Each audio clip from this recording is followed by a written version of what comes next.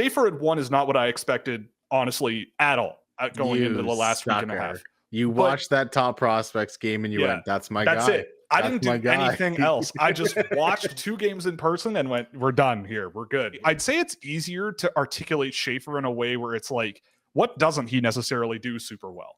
Because that list of things isn't really long.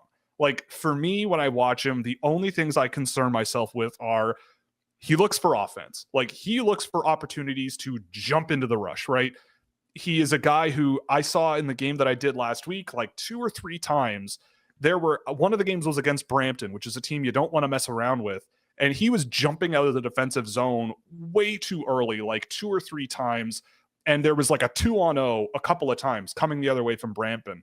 And it's like, and that doesn't happen if he just kind of has his head more on a swivel defensively. But that's like it, right? Like that's basically it. He can carry the puck up the ice extremely well. He sees the ice really well with his passing. His passes are hard, they're crisp, they're accurate. He's just a pinpoint surgical player who can just make things happen.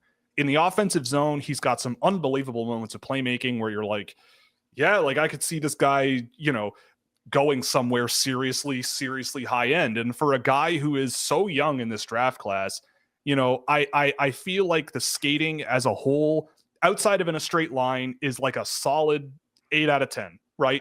It's not amazing, it's not as explosive as a guy like Michael Misa, but you can work on that. And I feel like if he takes a step there, gets a little bit more aware in his own end, he's maybe not like Cale Makar, right? Like people have been talking Cale Makar, Quinn Hughes, blah, blah, blah, like the elitist of the elite, but an extremely effective all situations defenseman who can especially play at 5-on-5 and on the power play.